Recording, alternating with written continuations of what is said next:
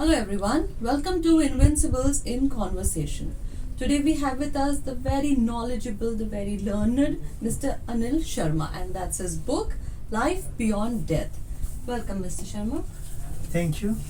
So tell us about this book. Like, I am totally naive to this spectrum. Yeah. So how will you explain it to me? So, Chandani ji, as you know, the title of the book is Life Beyond Death, right?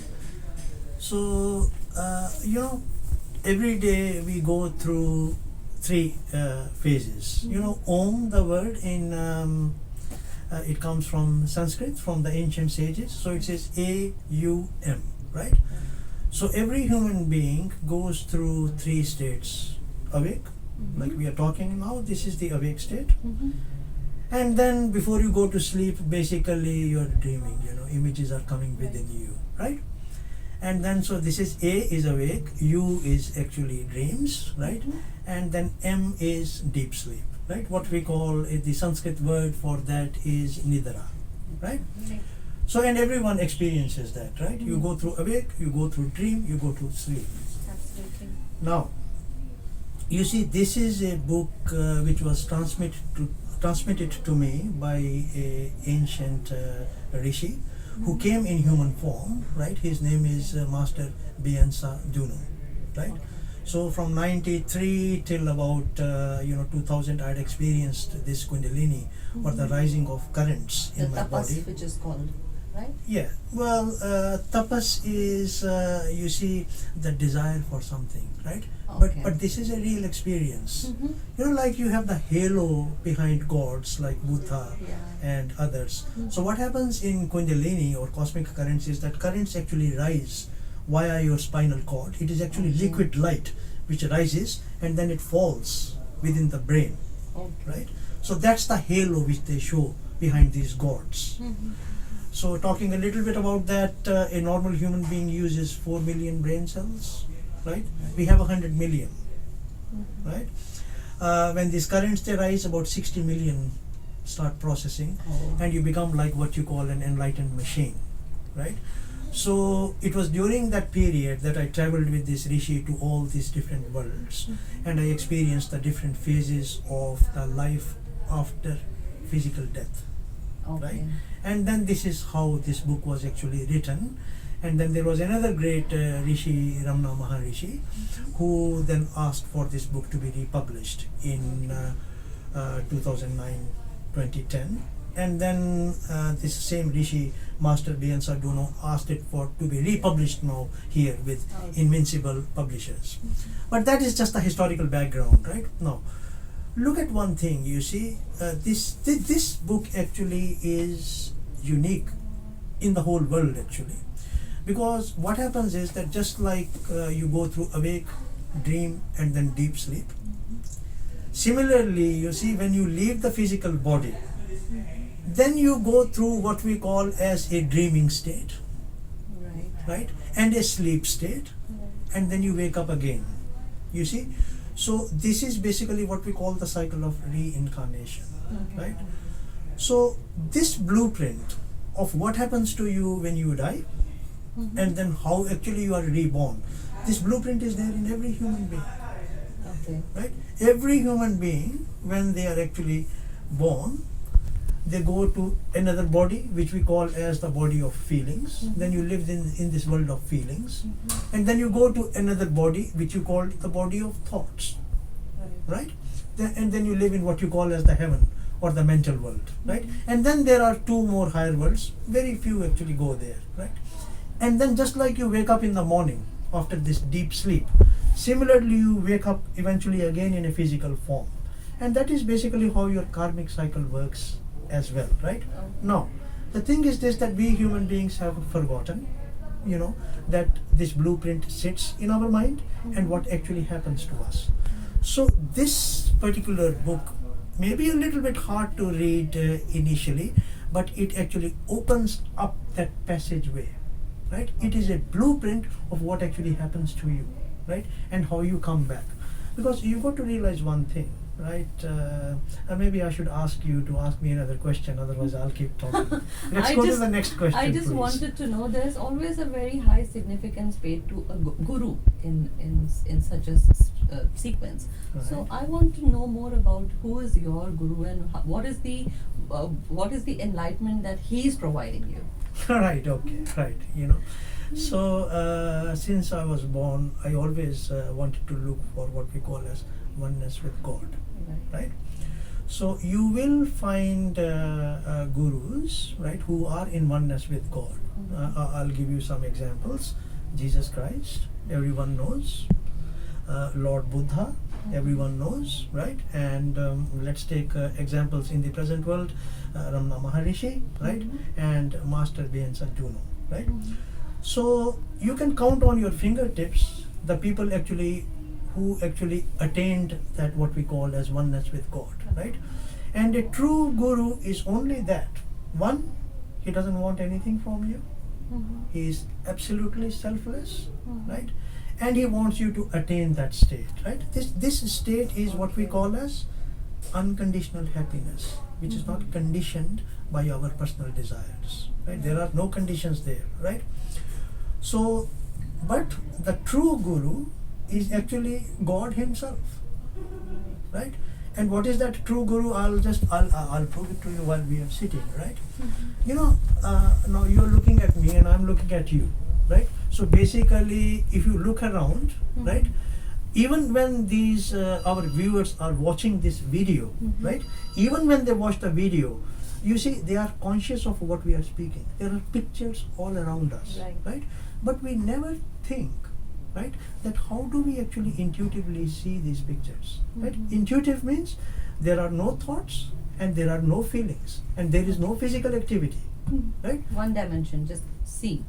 Well, it's there, isn't it? I mean, this beautiful lady, she is shooting the video, right? So she's also watching whatever we are talking. Right. You are watching as well, right? We are more busy in about the book and you know what is written in it, but we miss the point that you see this reality, or this is what we call the light of consciousness. It is ever present. Right? You were just saying that you can experience you can experience what happens to you after you die.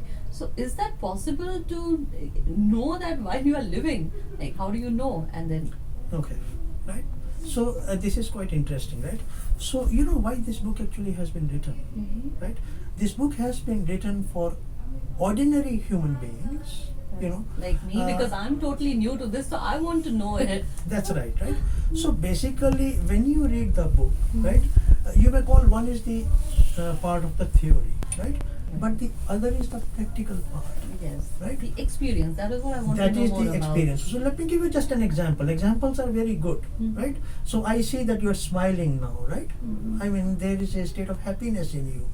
But what actually you don't see is that this smile is an expression of emotion, right?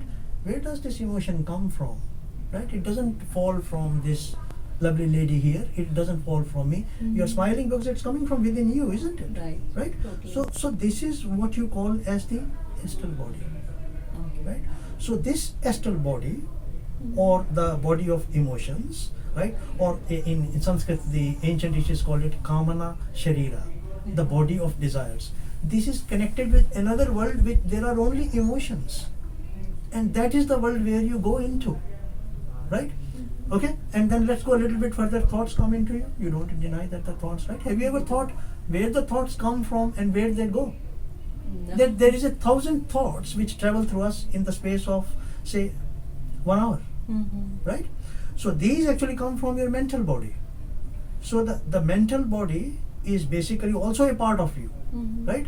So basically it's a body of thoughts which is connected with what you've heard of Swargaloka, right? Yeah. But basically your mental body connects to that Swargaloka or the world of thoughts, and that is how your thoughts flow into you, right?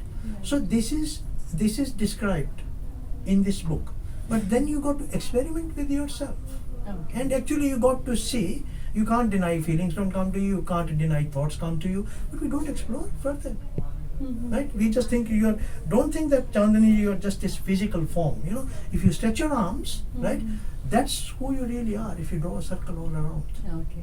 Right? So you've got a astral body connected with the astral world, a mental body connected with the mental world, and then you asked about the true guru. The true guru is the light of consciousness, which is beyond that. That is your intuitive body and your body of spirit.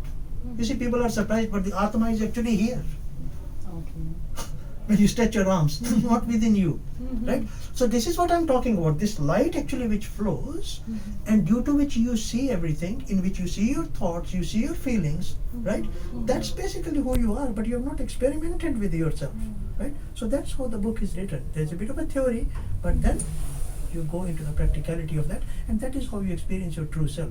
And it's not something that I'm saying something is very unique. The sages have known this throughout, the history of mankind, and you know this yourself as well, because every life, if I say that you have had 500 lives, every life you've been through this, right? So this is to remind you, because in the end, the glory of human birth is to understand all these things and to live in oneness with your true nature, right? Not to Tell live us with more about your second book, which is coming.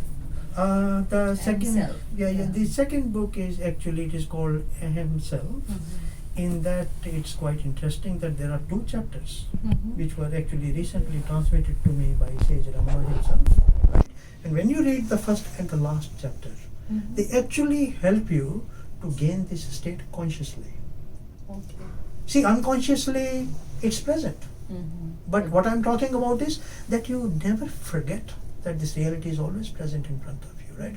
So that is one aspect of that book, Ahem Self. And the other thing is that in between there are some chapters. There are about maybe about 70 diagrams, right? In which actually I have written that how we experience these rising of currents, right?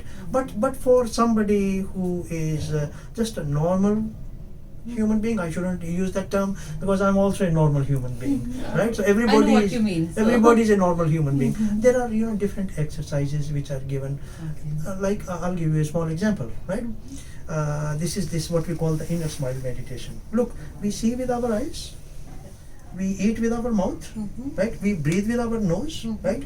And we circulate blood because of our heartbeat. Now, who are your real friends? Right? These organs, they are rational creatures. They are your real friends. I mean, they never complain, isn't it? Your mind might be complaining, your thoughts complain, your feelings complain, you complain about your friends, but do they ever complain? No, They don't, right? Because they have taken millions of They years just to give develop. up on us sometimes. That's correct, right? So the thing is this, that in this there are exercises which are given so that you know about the anatomy of your body and you learn to communicate with these friends of yours. Wonderful. I mean, take some time, because see, one very beautiful thing is actually given that you have got different emotions, right? So say if you have this feeling of hatred, you don't actually understand, you don't look at that, right? There's a diagram which is given there that if there is hatred, then your heart is actually affected, right? So what you do is you just close your eyes and you picture your heart and smile to it, and that hatred will be gone. Human beings have got so many diseases, right? But the thing is this, that you go to the doctor, they will give you some medicine, right? But they don't give you the permanent solution, right? I mean, if you have anger will impact, say, on your liver and on your kidneys, right? But does anybody tell you, right? If you have got bad emotions, they impact on your what you call the solar plexus, just 2 centimeters within your navel. So the thing is this, that you see, if you want to get rid of anger for good, then learn to actually start smiling to your intestine, right? Okay. So this is what we call inner smile meditation, right? So this is really wonderful. Yeah, I'm sure our audience and our readers would be really benefited by these books, and I want people to read your books so that they know that there's more to life than just what we are doing. Thank you so much. Thank you, Anilji.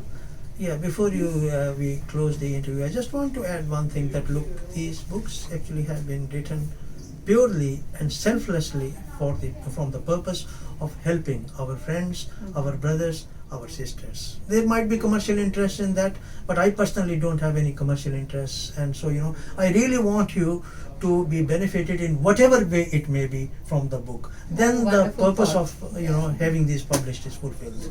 Okay, thank you. Thank you so much.